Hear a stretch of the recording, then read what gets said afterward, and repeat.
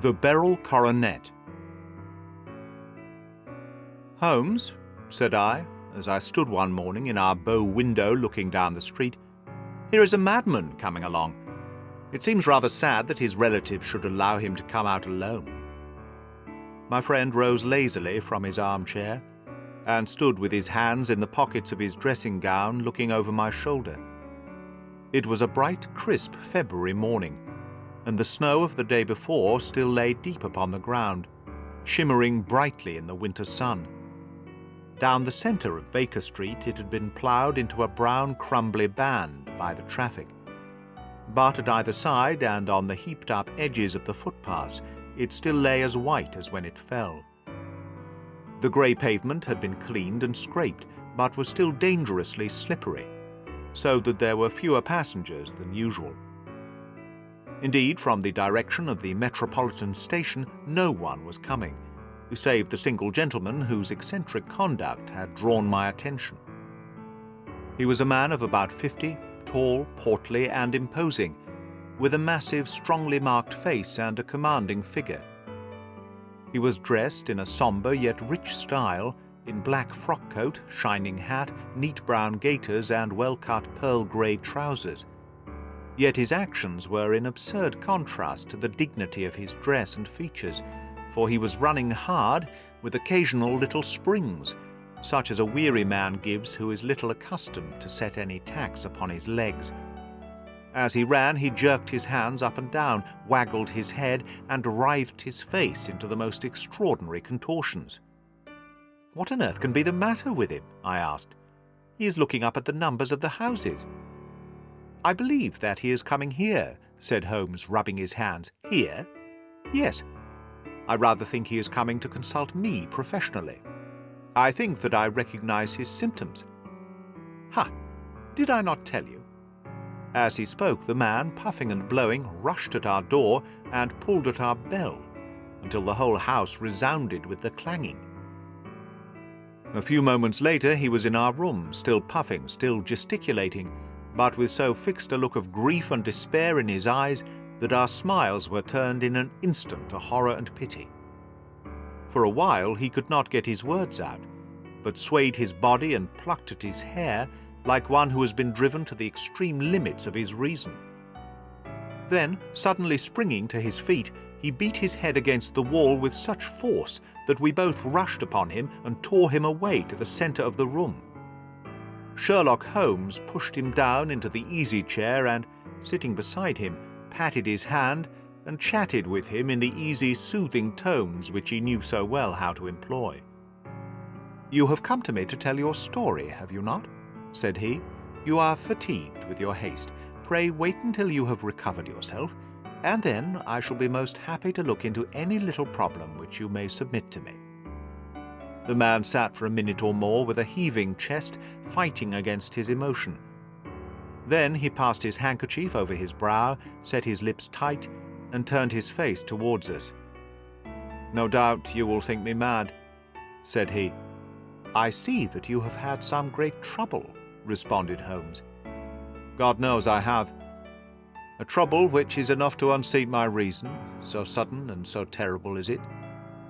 Public disgrace I might have faced, although I am a man whose character has not yet borne a stain. Private affliction also is the lot of every man, but the two coming together, and in so frightful a form, have been enough to shake my very soul. Besides, it is not I alone. The very noblest in the land may suffer, unless some way be found out of this horrible affair."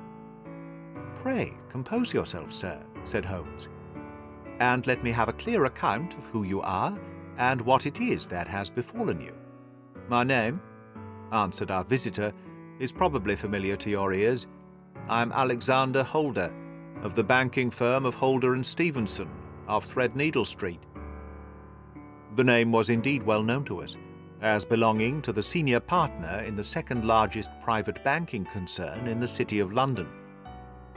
What could have happened, then, to bring one of the foremost citizens of London to this most pitiable pass? We waited, all curiosity, until with another effort he braced himself to tell his story.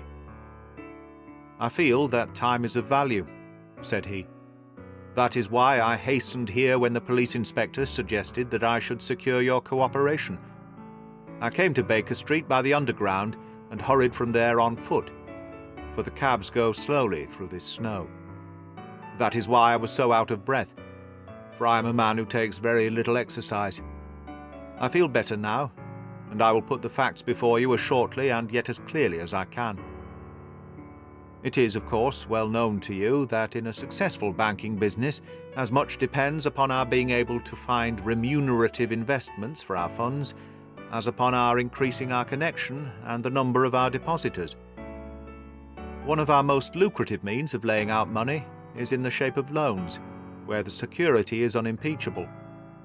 We have done a good deal in this direction during the last few years, and there are many noble families to whom we have advanced large sums upon the security of their pictures, libraries, or plate.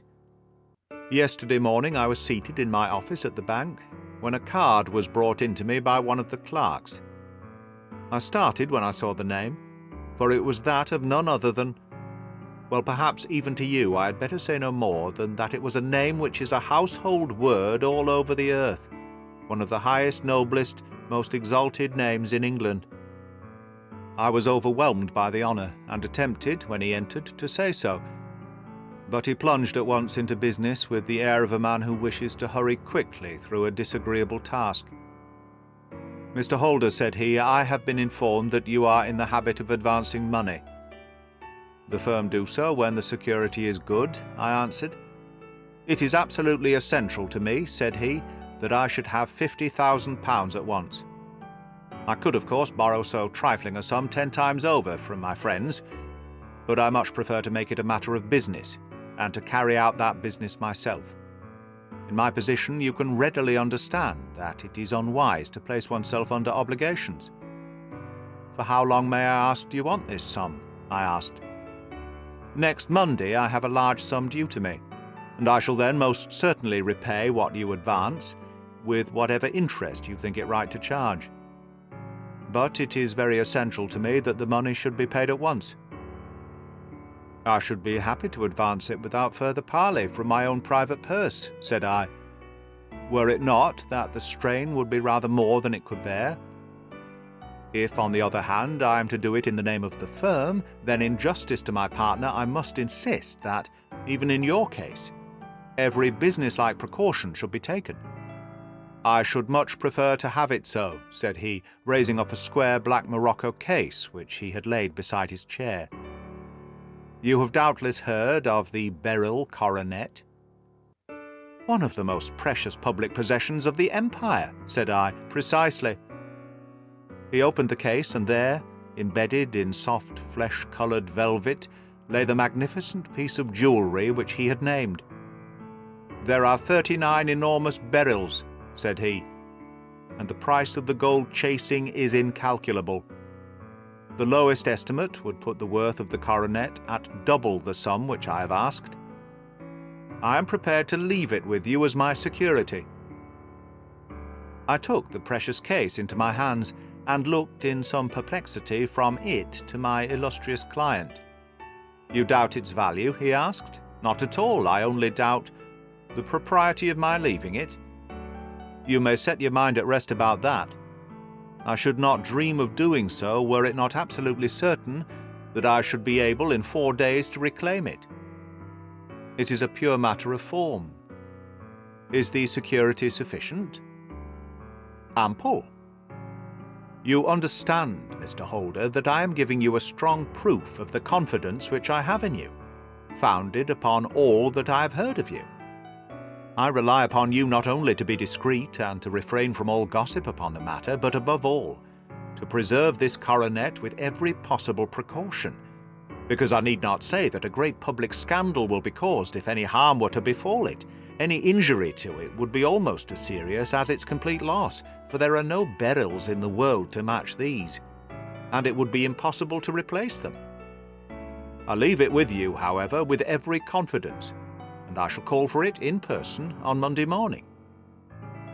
Seeing that my client was anxious to leave, I said no more, but, calling for my cashier, I ordered him to pay over £50,000 notes. When I was alone once more, however, with the precious case lying upon the table in front of me, I could not but think with some misgivings of the immense responsibility which it entailed upon me. There could be no doubt that, as it was a national possession, a horrible scandal would ensue if any misfortune should occur to it. I already regretted having ever consented to take charge of it. However, it was too late to alter the matter now, so I locked it up in my private safe and turned once more to my work. When evening came, I felt that it would be an imprudence to leave so precious a thing in the office behind me. Bankers' safes have been forced before now, and why should not mine be? If so, how terrible would be the position in which I should find myself. I determined, therefore, that for the next few days I would carry the case backwards and forwards with me, so that it might never be really out of my reach. With this intention, I called a cab and drove out to my house at Streatham, carrying the jewel with me. I did not breathe freely until I had taken it upstairs and locked it in the bureau of my dressing room. And now a word as to my household, Mr. Holmes, for I wish you to thoroughly understand the situation. My groom and my page sleep out of the house and may be set aside altogether. I have 3 maidservants who have been with me a number of years, and whose absolute reliability is quite above suspicion.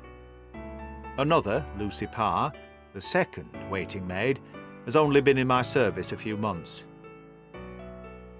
She came with an excellent character, however, and has always given me satisfaction. She's a very pretty girl and has attracted admirers who have occasionally hung about the place. That is the only drawback which we have found to her, but we believe her to be a thoroughly good girl in every way. So much for the servants. My family itself is so small that it will not take me long to describe it. I am a widower and have an only son, Arthur. He has been a disappointment to me, Mr. Holmes, a grievous disappointment. I have no doubt that I am myself to blame. People tell me that I have spoiled him.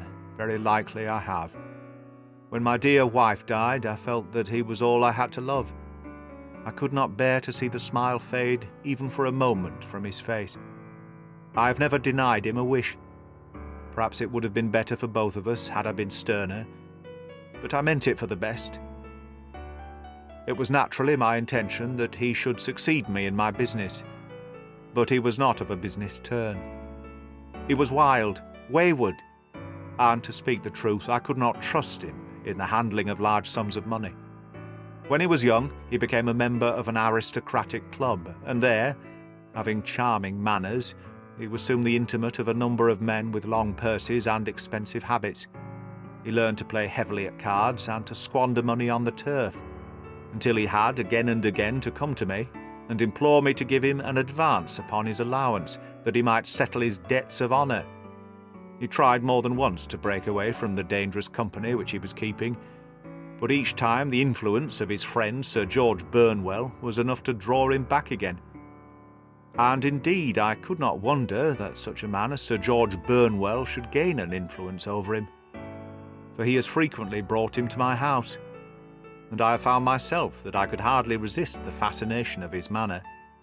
He is older than Arthur, a man of the world to his fingertips, one who has been everywhere, seen everything, a brilliant talker, and a man of great personal beauty. Yet when I think of him in cold blood, far away from the glamour of his presence, I am convinced from his cynical speech and the look which I have caught in his eyes, that he is one who should be deeply distrusted. So I think, and so too thinks my little Mary, who has a woman's quick insight into character. And now there is only she to be described. She is my niece. But when my brother died 5 years ago and left her alone in the world, I adopted her, and have looked upon her ever since as my daughter. She is a sunbeam in my house, sweet, loving, beautiful, and wonderful manager and housekeeper, yet as tender and quiet and gentle as a woman could be. She is my right hand. I do not know what I could do without her. In only one matter has she ever gone against my wishes. Twice my boy has asked her to marry him, for he loves her devotedly. But each time she has refused him. I think that if anyone could have drawn him into the right path, it would have been she, and that his marriage might have changed his whole life. But now, alas, it is too late. Forever too late. Now, Mr. Holmes, you know the people who live under my roof, and I shall continue with my miserable story. When we were taking coffee in the drawing-room that night after dinner, I told Arthur and Mary my experience, and of the precious treasure which we had under our roof, suppressing only the name of my client. Lucy Parr, who had brought in the coffee, had, I am sure, left the room, but I cannot swear that the door was closed. Mary and Arthur were much interested, and wished to see the famous coronet, but I thought it better not to disturb it. "Where have you put it?" asked Arthur. "In my own bureau." "Well, I hope to goodness the house won't be burgled during the night," said he. "It is locked up," I answered. "Oh, any old key will fit that bureau. When I was a youngster, I have opened it myself with the key of the box-room cupboard." He often had a wild way of talking, so that I thought little of what he had said. He followed me to my room, however, that night, with a very grave face. "Look here, Dad," said he, with his eyes cast down. "Can you let me have £200? "No, I cannot," I answered sharply. "I have been far too generous with you in money matters." "You have been very kind," said he, "but I must have this money, or else I can never show my face inside the club again." "And a very good thing too," I cried. "Yes, but you would not have me leave it a dishonoured man," said he. "I could not bear the disgrace. I must raise the money in some way, and if you will not let me have it, then I must try other means." I was very angry, for this was the third demand during the month. "You shall not have a farthing from me," I cried, on which he bowed and left the room without another word. When he was gone, I unlocked my bureau, made sure that my treasure was safe, and locked it again. Then I started to go round the house to see that all was secure, a duty which I usually leave to Mary, but which I thought it well to perform myself that night. As I came down the stairs, I saw Mary herself at the side window of the hall, which she closed and fastened as I approached. "Tell me, Dad," said she, looking, I thought, a little disturbed, "did you give Lucy, the maid, leave to go out tonight?" "Certainly not. She came in just now by the back door. I have no doubt that she has only been to the side gate to see someone, but think that it is hardly safe and should be stopped." "You must speak to her in the morning, or I will, if you prefer it. Are you sure that everything is fastened?" "Quite sure, Dad." "Then good night." I kissed her and went to my bedroom, where I was soon asleep. I'm endeavouring to tell you everything, Mr. Holmes, which may have any bearing upon the case, but I beg that you will question me upon any point which I do not make clear. On the contrary, your statement is singularly lucid. I come to a part of my story now in which I should wish to be particularly so. I am not a very heavy sleeper, and the anxiety in my mind tended, no doubt, to make me even less so than usual. About 2 a.m, then, I was awakened by some sound in the house. It had ceased ere I was wide awake, but it had left an impression behind it, as though a window had gently closed somewhere. I lay listening with all my ears. Suddenly, to my horror, there was a distinct sound of footsteps moving softly in the next room. I slipped out of bed, all palpitating with fear, and peeped round the corner of my dressing-room door. "Arthur!" I screamed. "You villain! You thief! How dare you touch that coronet?" The gas was half up, as I had left it, and my unhappy boy, dressed only in his shirt and trousers, was standing beside the light, holding the coronet in his hands. He appeared to be wrenching at it, or bending it with all his strength. At my cry, he dropped it from his grasp and turned as pale as death. I snatched it up and examined it. One of the gold corners, with 3 of the beryls in it, was missing. "You blackguard!" I shouted, beside myself with rage. "You have destroyed it! You have dishonoured me forever! Where are the jewels you have stolen?" "Stolen?" he cried. "Yes, you thief!" I roared, shaking him by the shoulder. "There are none missing. There cannot be any missing," said he. "There are 3 missing, and you know where they are. Must I call you a liar as well as a thief? Did I not see you trying to tear off another piece?" "You have called me names enough," said he. "I will not stand it any longer. I shall not say another word about this business since you have chosen to insult me. I will leave your house in the morning and make my own way in the world." "You shall leave it in the name of the police," I cried, half mad with grief and rage. "I shall have this matter probed to the bottom." "You shall learn nothing from me," said he, with a passion such as I should not have thought was in his nature. "If you choose to call the police, let them find what they can." By this time the whole house was astir, for I had raised my voice in my anger. Mary was the first to rush into my room, and at the sight of the coronet and of Arthur's face, she read the whole story and, with a scream, fell down senseless on the ground. I sent the housemaid for the police, and put the investigation into their hands at once. When the inspector and a constable entered the house, Arthur, who had stood sullenly with his arms folded, asked me whether it was my intention to charge him with theft. I answered that it had ceased to be a private matter, but had become a public one, since the ruined coronet was national property. I was determined that the law should have its way in everything. "At least," said he, "you will not have me arrested at once. It would be to your advantage as well as mine if I might leave the house for 5 minutes." "That you might get away? Or perhaps that you may conceal what you have stolen?" said I. And then, realizing the dreadful position in which I was placed, I implored him to remember that not only my honour, but that of one who was far greater than I was at stake, and that he threatened to raise a scandal which would convulse the nation. He might avert it all if he would but tell me what he had done with the 3 missing stones. "You may as well face the matter," said I. "You have been caught in the act, and no confession could make your guilt more heinous. If you but make such reparation as is in your power, by telling us where the BERYLs are, all shall be forgiven and forgotten." "Keep your forgiveness for those who ask for it," he answered, turning away from me with a sneer. I saw that he was too hardened for any words of mine to influence him. There was but one way for it. I called in the inspector and gave him into custody. A search was made at once, not only of his person, but of his room and of every portion of the house where he could possibly have concealed the gems, but no trace of them could be found. Nor would the wretched boy open his mouth for all our persuasions and our threats. This morning he was removed to a cell, and I, after going through all the police formalities, have hurried round to you to implore you to use your skill in unravelling the matter. The police have openly confessed that they can at present make nothing of it.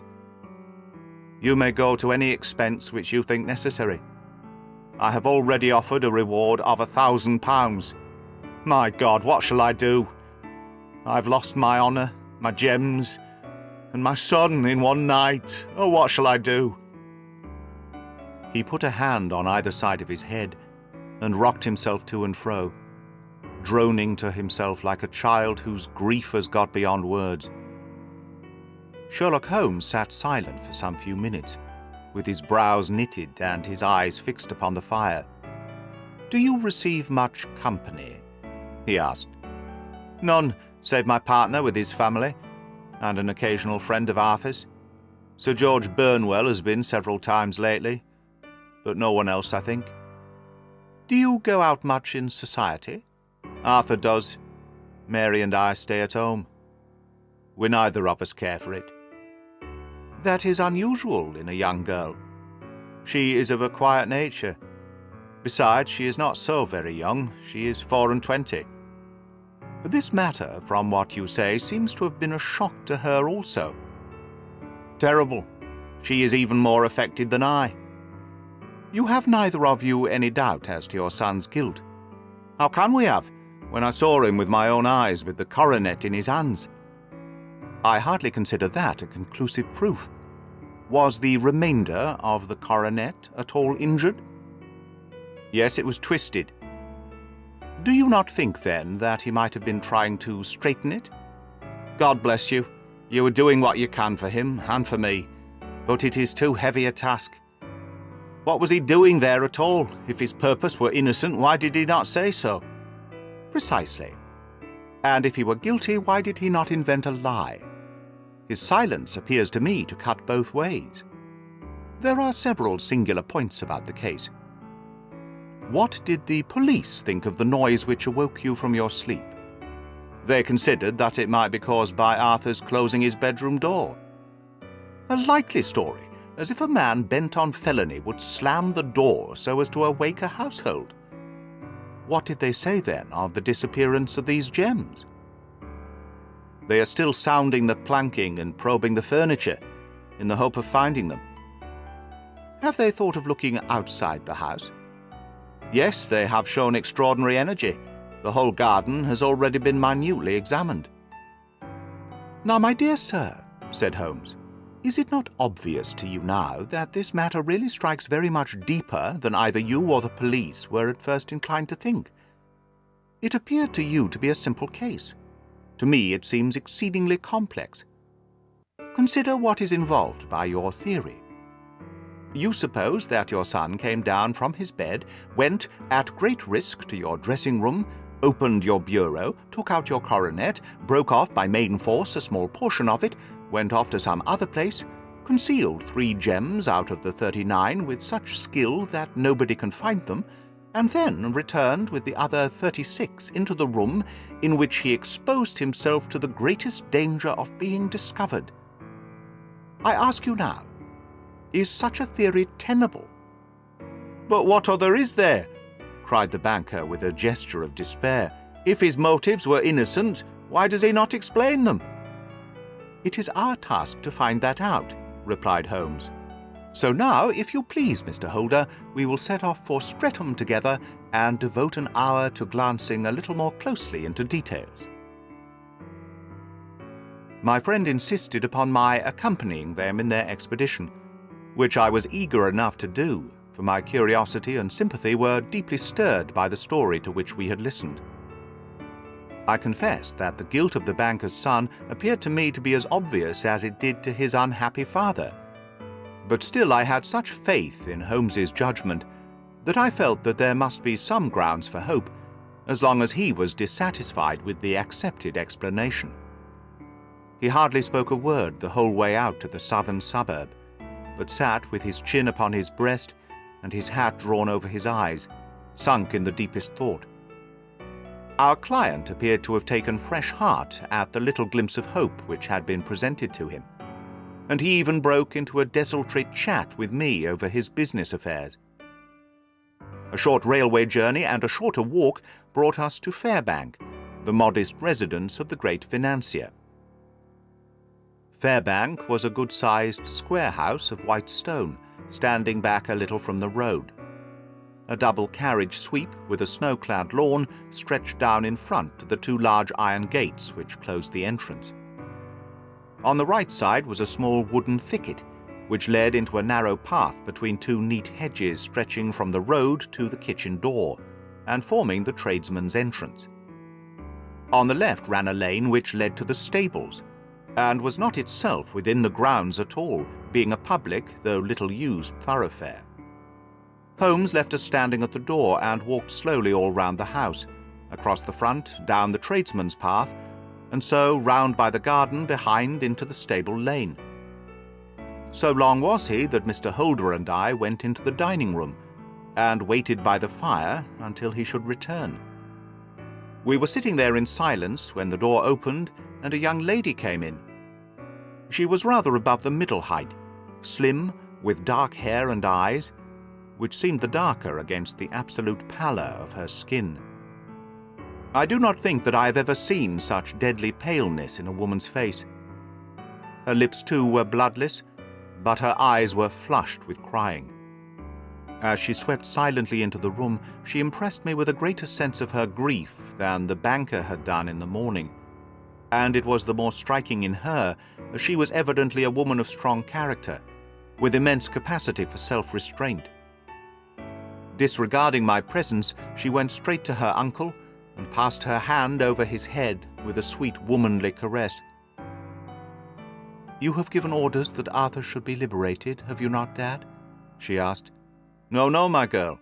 The matter must be probed to the bottom. but I am so sure that he is innocent. You know what women's instincts are. I know that he has done no harm, and that you will be sorry for having acted so harshly." "Why is he silent, then, if he is innocent?" "Who knows? Perhaps because he was so angry that you should suspect him."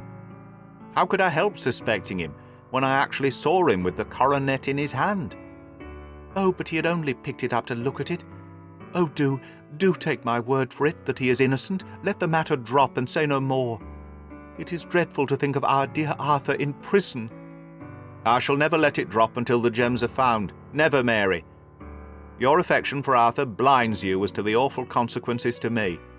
Far from hushing the thing up, I've brought a gentleman down from London to inquire more deeply into it." "This gentleman?" she asked, facing round to me. "No, his friend. He wished us to leave him alone. He is round in the stable lane now." "The stable lane?" She raised her dark eyebrows. "What can he hope to find there? Ah, this, I suppose, is he.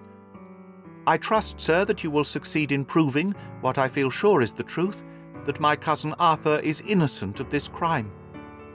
"I fully share your opinion, and I trust with you that we may prove it," returned Holmes, going back to the mat to knock the snow from his shoes. "I believe I have the honour of addressing Miss Mary Holder. Might I ask you a question or two?" "Pray do, sir, if it may help to clear this horrible affair up." "You heard nothing yourself last night?" "Nothing, until my uncle here began to speak loudly. I heard that, and I came down." "You shut up the windows and doors the night before. Did you fasten all the windows?" "Yes." "Were they all fastened this morning?" "Yes." "You have a maid who has a sweetheart? I think that you remarked to your uncle last night that she had been out to see him." "Yes, and she was the girl who waited in the drawing-room, and who may have heard uncle's remarks about the coronet." "I see. You infer that she may have gone out to tell her sweetheart, and that the two may have planned the robbery." "But what is the good of all these vague theories?" cried the banker impatiently, "when I have told you that I saw Arthur with the coronet in his hands?" "Wait a little, Mr. Holder. We must come back to that. About this girl, Miss Holder. You saw her return by the kitchen door, I presume?" "Yes. When I went to see if the door was fastened for the night, I met her slipping in. I saw the man, too, in the gloom." "Do you know him?" "Oh, yes. He is the greengrocer who brings our vegetables round. His name is Francis Prosper." "He stood," said Holmes, "to the left of the door. That is to say, farther up the path than is necessary to reach the door?" "Yes, he did." "And he is a man with a wooden leg?" Something like fear sprang up in the young lady's expressive black eyes. "Why, you are like a magician," said she. "How do you know that?" She smiled, but there was no answering smile in Holmes's thin, eager face. "I should be very glad now to go upstairs," said he. "I shall probably wish to go over the outside of the house again. Perhaps I had better take a look at the lower windows before I go up." He walked swiftly round from one to the other, pausing only at the large one which looked from the hall on the stable lane. This he opened, and made a very careful examination of the sill with his powerful magnifying lens. "Now we shall go upstairs," said he at last.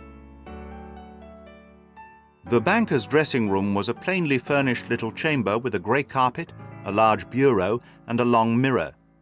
Holmes went to the bureau first and looked hard at the lock. "Which key was used to open it?" he asked.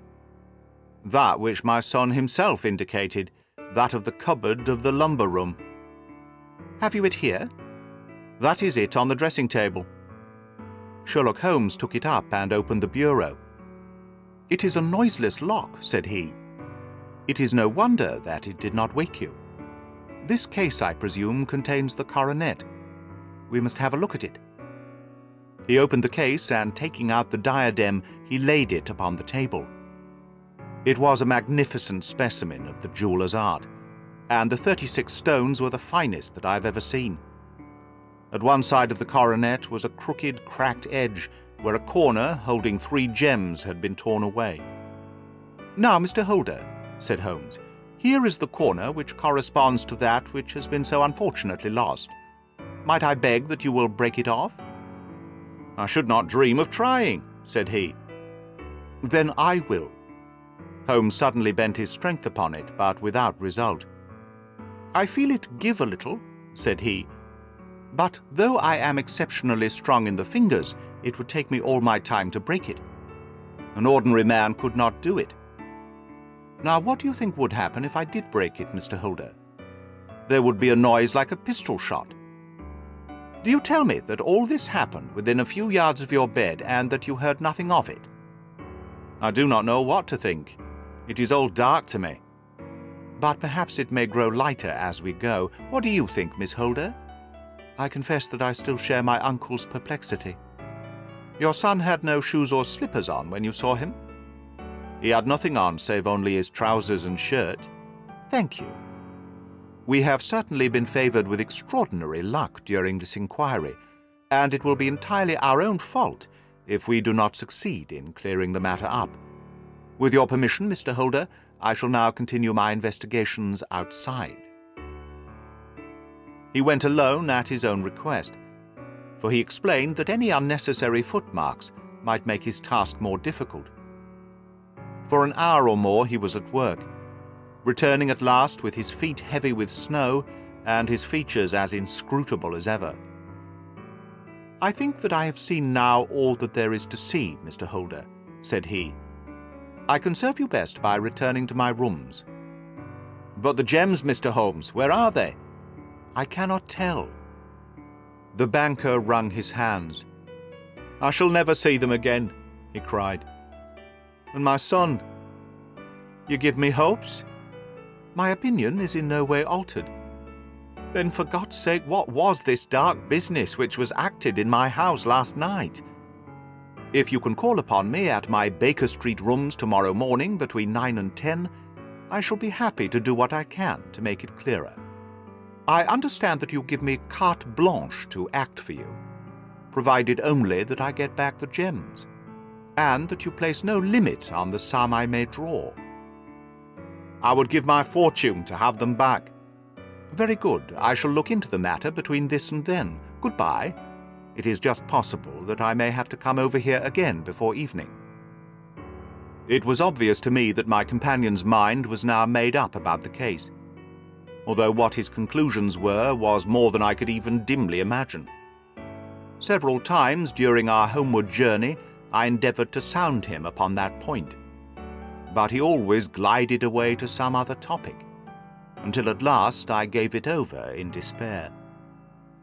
It was not yet 3 when we found ourselves in our little room once more. He hurried to his chamber and was down again in a few minutes, dressed as a common loafer. With his collar turned up, his shiny seedy coat, his red cravat, and his worn boots, he was a perfect sample of the class. "I think that this should do," said he, glancing into the glass above the fireplace. "I only wish that you would come with me, Watson, but I fear that it won't do. I may be on the trail in this matter, or I may be following a will-o'-the-wisp, but I shall soon know which it is. I hope that I shall be back in a few hours." He cut a slice of beef from the joint upon the sideboard, sandwiched it between 2 rounds of bread, and, thrusting this rude meal in his pocket, he started off upon his expedition. I had just finished my tea when he returned, evidently in excellent spirits, swinging an old elastic-sided boot in his hand. He chucked it down into a corner and helped himself to a cup of tea. "I only looked in as I passed," said he. "I'm going right on." "Where to?" "Oh, to the other side of the West End. It may be some time before I get back. Don't wait up for me in case I should be late." "How are you getting on?" "Oh, so-so, nothing to complain of. I've been out to Streatham since I saw you last, but I did not call at the house. It is a very sweet little problem, and I would not have missed it for a good deal. However, I must not sit gossiping here, but must get these disreputable clothes off and return to my highly respectable self." I could see by his manner that he had stronger reasons for satisfaction than his words alone would imply. His eyes twinkled, and there was even a touch of colour upon his sallow cheeks. He hastened upstairs, and a few minutes later I heard the slam of the hall door, which told me that he was off once more upon his congenial hunt. I waited until midnight, but there was still no sign of his return, so I retired to my room. It was no uncommon thing for him to be away for days and nights on end when he was hot upon a scent, so that his lateness caused me no surprise. I do not know at what hour he came in, but when I came down to breakfast in the morning, there he was with a cup of coffee in one hand and a paper in the other, as fresh and trim as possible. "You will excuse my beginning without you, Watson," said he, "but you remember that our client has rather an early appointment this morning." "Why, it is after 9 now," I answered. "I should not be surprised if that were he. I thought I heard a ring." It was indeed our friend the financier.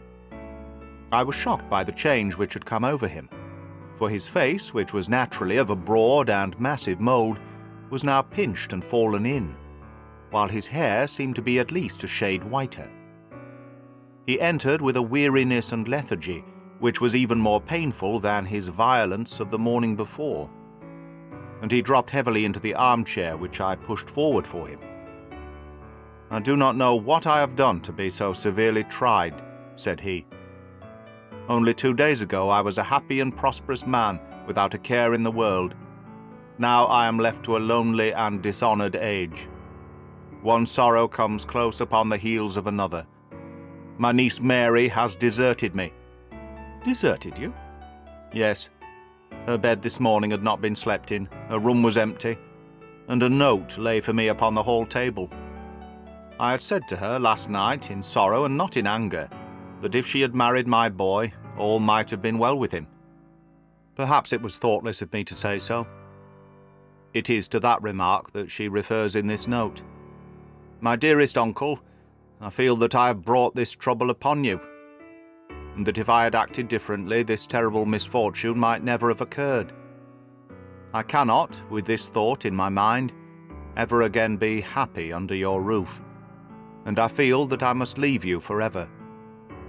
Do not worry about my future, for that is provided for, and above all, do not search for me, for it will be fruitless labour and an ill service to me. In life or in death, I am ever your loving Mary." What could she mean by that note, Mr. Holmes? Do you think it points to suicide? No, nothing of the kind. It is perhaps the best possible solution. I trust, Mr. Holder, that you are nearing the end of your troubles. "Ha, you say so. You've heard something, Mr. Holmes. You've learned something. Where are the gems? You would not think £1,000 apiece an excessive sum for them?" "I would pay 10. That would be unnecessary. 3,000 will cover the matter, and there is a little reward, I fancy. Have you your cheque-book? Here is a pen. Better make it out for £4,000.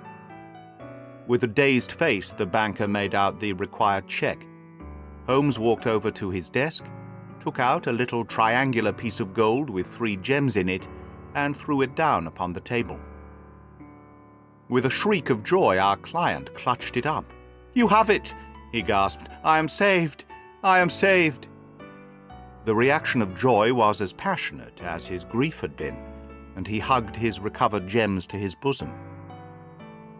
"There is one other thing you owe, Mr. Holder," said Sherlock Holmes rather sternly. "Oh?"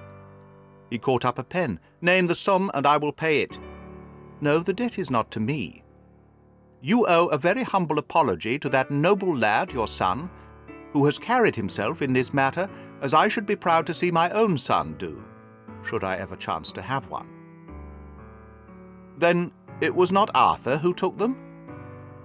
"I told you yesterday, and I repeat today, that it was not." "You are sure of it? Then let us hurry to him at once, to let him know that the truth is known." "He knows it already. When I had cleared it all up, I had an interview with him, and finding that he would not tell me the story, I told it to him, on which he had to confess that I was right, and to add the very few details which were not yet quite clear to me. Your news this morning, however, may open his lips." For heaven's sake, tell me then, what is this extraordinary mystery? I will do so, and I will show you the steps by which I reached it. And let me say to you first that it is hardest for me to say and for you to bear. There has been an understanding between Sir George Burnwell and your niece Mary. They have now fled together. My Mary? Impossible. It is unfortunately more than possible. It is certain. Neither you nor your son knew the true character of this man when you admitted him into your family circle. He is one of the most dangerous men in England, a ruined gambler, an absolutely desperate villain, a man without heart or conscience. Your niece knew nothing of such men. When he breathed his vows to her, as he had done to 100 before her, she flattered herself that she alone had touched his heart. The devil knows best what he said, but at last she became his tool, and was in the habit of seeing him nearly every evening. I cannot, and I will not believe it, cried the banker with an ashen face. I will tell you then what occurred in your house that night. Your niece, when you had, as she thought, gone to your room, slipped down and talked to her lover through the window which leads into the stable lane. His footmarks had pressed right through the snow, so long had he stood there. She told him of the coronet. His wicked lust for gold kindled at the news, and he bent her to his will. I have no doubt that she loved you, but there are women in whom the love of a lover extinguishes all other loves, and I think that she must have been one. She had hardly listened to his instructions when she saw you coming downstairs, on which she closed the window rapidly and told you about one of the servants' escapade with her wooden-legged lover, which was all perfectly true. Your boy Arthur went to bed after his interview with you, but he slept badly on account of his uneasiness about his club debts. In the middle of the night he heard a soft tread pass his door, so he rose and, looking out, was surprised to see his cousin walking very stealthily along the passage, until she disappeared into your dressing-room. Petrified with astonishment, the lad slipped on some clothes and waited there in the dark to see what would come of this strange affair. Presently she emerged from the room again, and in the light of the passage lamp, your son saw that she carried the precious coronet in her hands. She passed down the stairs, and he, thrilling with horror, ran along and slipped behind the curtain near your door, whence he could see what passed in the hall beneath. He saw her stealthily open the window, hand out the coronet to someone in the gloom, and then, closing it once more, hurry back to her room, passing quite close to where he stood hid behind the curtain. As long as she was on the scene, he could not take any action without a horrible exposure of the woman whom he loved. But the instant she was gone, he realized how crushing a misfortune this would be for you, and how all-important it was to set it right. He rushed down, just as he was, in his bare feet, opened the window, sprang out into the snow, and ran down the lane, where he could see a dark figure in the moonlight. Sir George Burnwell tried to get away, but Arthur caught him, and there was a struggle between them, your lad tugging at one side of the coronet, and his opponent at the other. In the scuffle, your son struck Sir George and cut him over the eye. Then something suddenly snapped, and your son, finding that he had the coronet in his hands, rushed back, closed the window, ascended to your room, and had just observed that the coronet had been twisted in the struggle and was endeavoring to straighten it, when you appeared upon the scene. "Is it possible?" gasped the banker. You then roused his anger by calling him names, at a moment when he felt that he had deserved your warmest thanks. He could not explain the true state of affairs without betraying one who certainly deserved little enough consideration at his hands. He took the more chivalrous view, however, and preserved her secret. "And that was why she shrieked and fainted when she saw the coronet," cried Mr. Holder. "Oh, my God, what a blind fool I've been! And is asking to be allowed to go out for 5 minutes? The dear fellow wanted to see if the missing piece were at the scene of the struggle. How cruelly I have misjudged him!" I at once went very carefully round it to observe if there were any traces in the snow which might help me. I knew that none had fallen since the evening before, and also that there had been a strong frost to preserve impressions. I passed along the tradesman's path, but found it all trampled down and indistinguishable. Just beyond it, however, at the far side of the kitchen door, a woman had stood and talked with a man, whose round impression on one side showed that he had a wooden leg. I could even tell that they had been disturbed, for the woman had run back swiftly to the door, as was shown by the deep toe and light heel marks, while Wooden Leg had waited a little and then had gone away.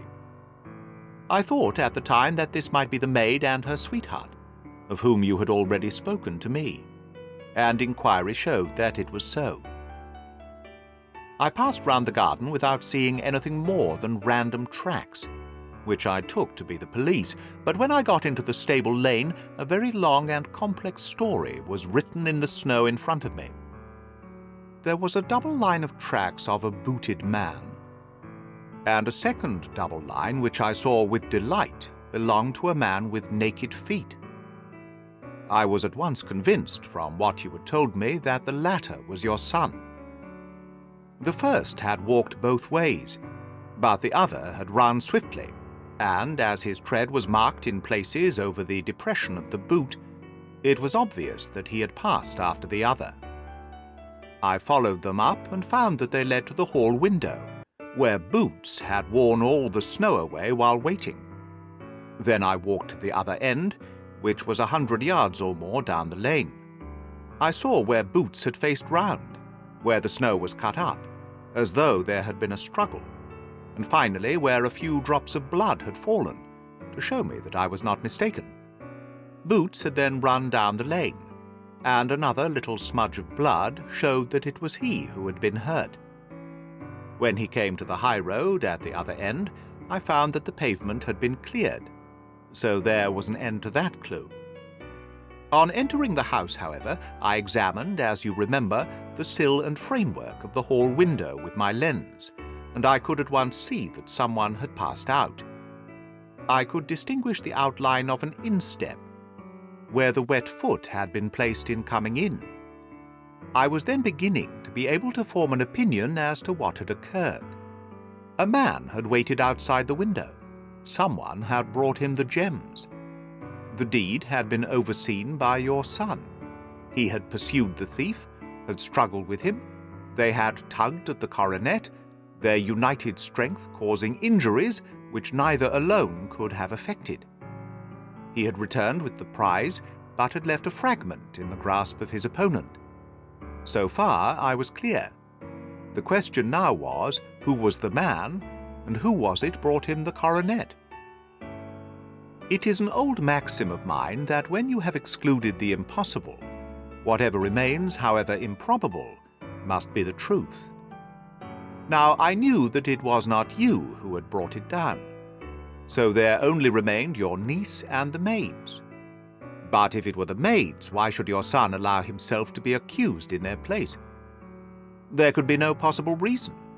As he loved his cousin, however, there was an excellent explanation why he should retain her secret, the more so as the secret was a disgraceful one.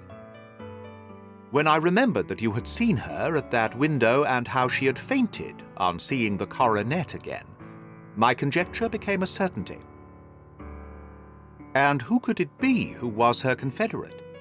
A lover, evidently, for who else could outweigh the love and gratitude which she must feel to you? I knew that you went out little, and that your circle of friends was a very limited one, but among them was Sir George Burnwell. I had heard of him before as being a man of evil reputation among women. It must have been he who wore those boots and retained the missing gems.